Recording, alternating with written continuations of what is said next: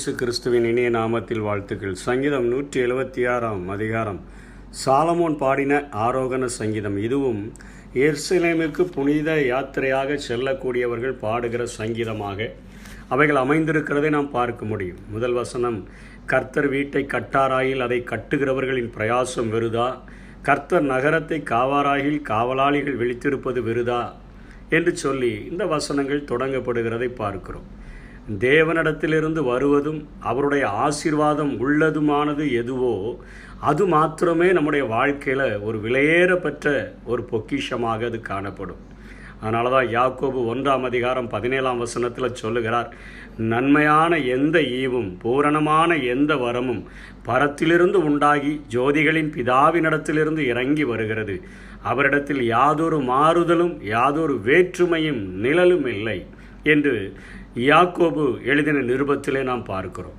நமது வாழ்க்கையில், செய்கைகளில், இலக்குகளில், குடும்பங்களில் தேவன் இல்லைன்னா பிறகு எல்லாமே வீணாகக்கூடியது என்பதைத்தான் உணர்த்துவிக்கும் வண்ணமாக இங்கே சங்கீதத்தினுடைய ஆசிரியர் தொடங்குகிறதை பார்க்கிறோம்.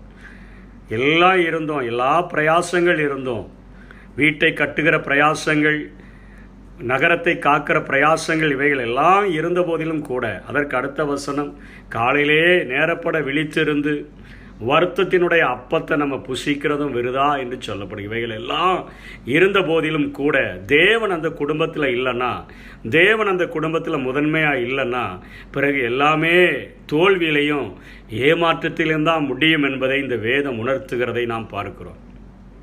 நமது வாழ்க்கையினுடைய துவக்கத்திலிருந்த எல்லா காரியங்களிலும் தேவனுடைய ஆசீர்வாதத்தையும்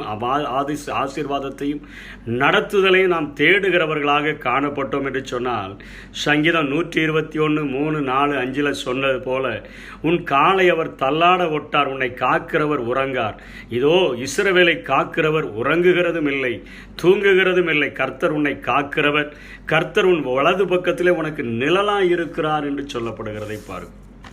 இத்தனையாக நாம் தூங்குகிற நேரத்திலும் நமக்கென்று ஏற்படுத்தப்பட்ட பாதுகாப்பையும் நமக்கென்று ஏற்படுத்தப்பட்ட ஆசீர்வாதங்களையும் நாம் பெற்றுக்கொள்ளத்தக்கதாக பரலோகம் நம்முடைய வாழ்க்கையில் செயலாற்றுகிறது என்பதை, அதனுடைய முக்கியத்துவத்தை உணர்த்தி வைக்கும் வண்ணமாக இங்கே இந்த சங்கீதத்தினுடைய ஆசிரியர் எழுதுகிறதை பார்க்கிறோம்.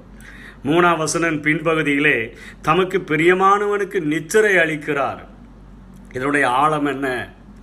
இன்றைக்கு நாம் ஜெபத்தில் ஆண்டவரை தேடும் பொழுது ஆண்டவர் நம்மை அங்கீகரிக்கிறார். ஏனென்று சொன்னால், அவன் விசுவாசத்தில் இந்த உலக வாழ்க்கையில் தன்னால் முடியாது என்பதினால் மாத்திரமே என்னை தேடி வந்து அவன் விண்ணப்பிக்க வருகிறான் என்பதை அவர் ஏற்றுக்கொள்ளுகிறவராக, நம்முடைய வாழ்க்கையில் அதற்கு பிரதிபலனை தருகிறவராக இருக்கிறார். விசுவாசத்தோடு கூட அவருடைய சமூகத்தில் போகும்பொழுது ஆண்டவர் நினைக்கிறார், தன்னுடைய இயலாமையை ஒத்துக்கொண்டவனாக, என்னுடைய கிருபைக்காக, என்னுடைய உதவிக்காக, என்னுடைய ஒத்தாசைக்காக, என்னுடைய பலனுக்காக கெஞ்சுகிறவனாக இருக்கிறபடினால அவனுடைய வாழ்க்கையில் நான் அவனுக்கு உதவி செய்வேன் என்று ஆண்டவர் அவர்களுக்கு உதவி செய்கிறதை பார்க்கிறோம். அதனால தான் மத்தேயு 6:25-34 வரையிலும் ஆண்டவர் போதிக்கிறதை பார்க்கிறோம்.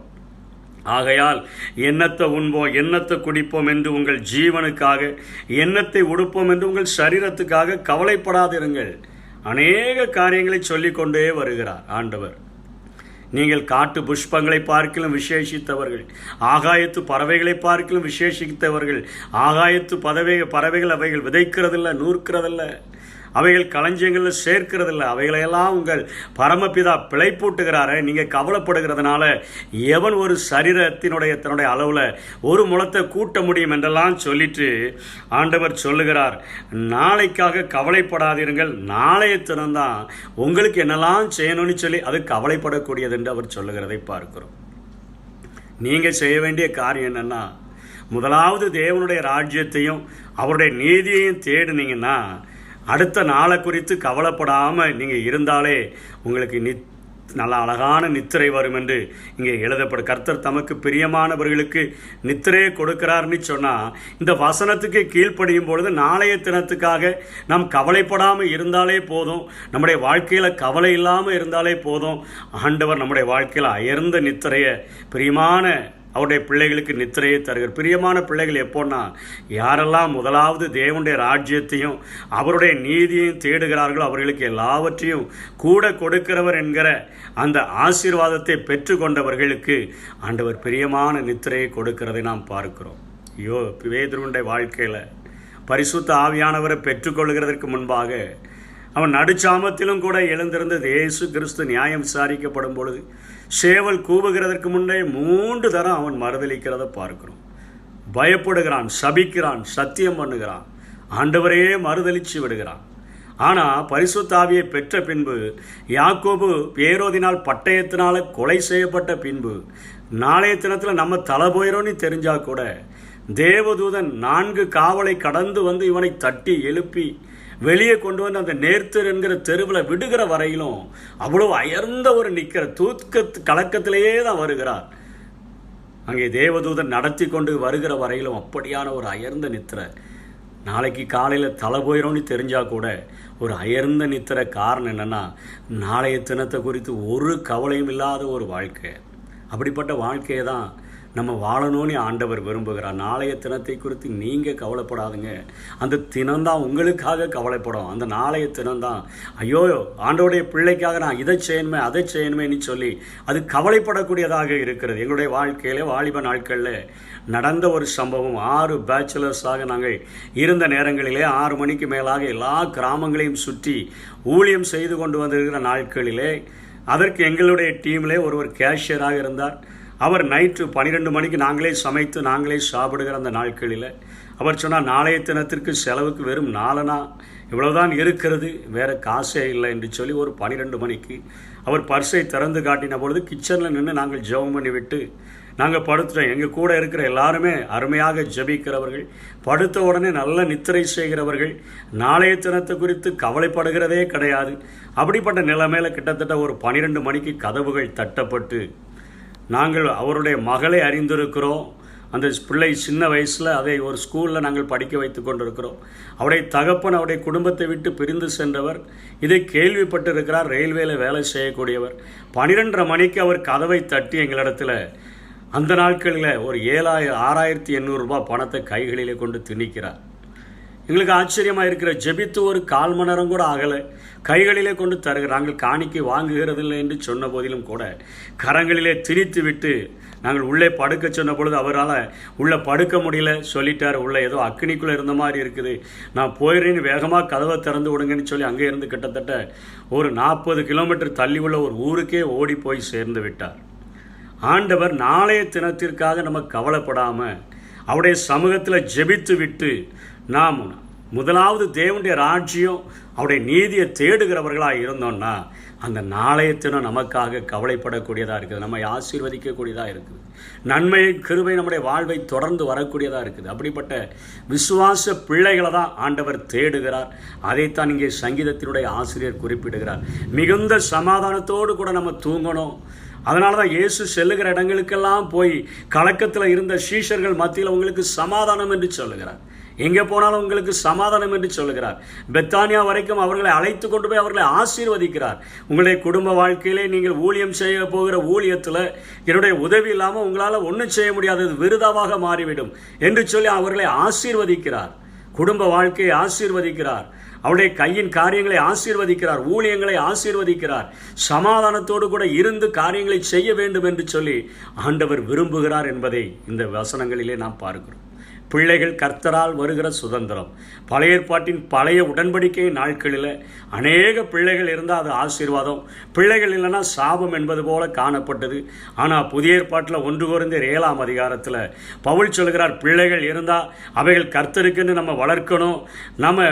நம்முடைய வாழ்க்கை குடும்ப வாழ்க்கை அமையாவிட்டாலும் கூட இப்போ குடும்ப வாழ்க்கை அமைந்தவன் தன்னுடைய மனைவிக்காக அவளுக்காக கவலைப்பட்டு அவளுக்கு வேண்டியவைகளை நிறைவேற்ற வேண்டும் என்று அதற்காகவே கவலைப்பட்டு கொண்டிருப்பான். ஆனால் திருமணம் முடிக்காத ஒரு மனுஷன் இருந்தான்னா அவன் கர்த்தரை எப்படியெல்லாம் பிரியப்படுத்தலான்னு சொல்லி அவரை பிரியப்படுத்த நினைப்பான். எல்லாரும் என்ன போல இருந்துட்டா நலமாக இருக்குன்னு சொல்கிறாரு. அப்படின்னா காரணம் என்ன? எல்லாரும் அப்படி இருக்கணும்னு வேதம் சொல்லலை. பிள்ளைகள் இல்லைன்னா பரவாயில்லை. என்ன காரணம் இது சொல்லுகிறது என்று சொன்னால், பிள்ளைகள் இல்லைன்னா சாபம் இல்லை என்பதை நமக்கு உணர்த்தக்கூடியதாக இருக்குது. கொஞ்சம் பிள்ளைகள் இருந்தாலும் அவைகளை கர்த்தருக்குள்ளாக நம்ம பலவான்களை பல போல நம்ம மாற்றிவிட வேண்டும். வாலிபர்கள் பலவானுடைய கைகளில் உள்ள ஒரு அம்புகளைப் போல இருக்கிறாங்க. அப்படிப்பட்டவர்களாக மாற்றி அவர்களை அம்பரா துணிக்குள்ள சேர்த்து வைக்கிற ஒரு மனுஷன் அவன் பாக்கியவான். அவனுடைய குடும்பத்தை குறித்து சத்ருவே பயப்படுகிற அளவிற்கு அவன் ஒளிமுக வாசலிலும் சத்ருவோடு கூட நின்று பேசுகிறவனாக காணப்படுவான் என்று இந்த சங்கீதத்தை அவர் முடிக்கிறதை பார்க்கிறோம். ஒரு குடும்பத்திற்கு ஆசீர்வாதம், அவனுடைய கையிட்டு செய்கிற வேலைகளுக்கு ஆசீர்வாதம், அவன் செய்கிற ஊழியங்களுக்கு ஆசீர்வாதம், அவன் சாப்பிடுகிற சாப்பாட்டிற்கு ஆசீர்வாதம், அவன் தூங்குகிற தூக்கத்திற்கு ஆசீர்வாதம், அவனுடைய பிள்ளைகள் ஆசீர்வாதமாக இருப்பதற்கு எல்லாவற்றிற்கும் ஆண்டவரே நடு நாயகராக அவர் நம்மத்திலே இருந்தார் என்று சொன்னால், முதலாவது ஆண்டவரே தேடினோம் என்று சொன்னால், முதலாவது தேவனுடைய ராஜ்யத்தையும் அவருடைய நீதியையும் தேடினா இந்த வசனங்களில் சொல்லப்பட்ட அத்தனை ஆசீர்வாதங்களும் நமக்கு வந்து கிடைக்கக்கூடியதாக இருக்கும். நமக்கு கொடுக்கப்பட்ட பிள்ளைகளை அவருக்காக வளர்த்திட முடியும், அவருக்கென்று பிரகாசிக்க வைத்துவிட முடியும், அவருக்கென்று ரட்சிப்புக்கு நேராக நாம் வழிநடத்திவிட முடியும். அப்படிப்பட்ட ஆசீர்வாதமான குடும்பத்தை ஆண்டவர் நமக்கு தந்தருள்வாராக. ஆமென். நாளெல்லாம் நாளாகுமா? நீ இல்லாத வாழ்வெல்லாம் வாழ்வாகுமா? நீ இல்லாத நாளெல்லாம் நாளாகுமா? நீ இல்லாத வாழ்வெல்லாம் வாழ்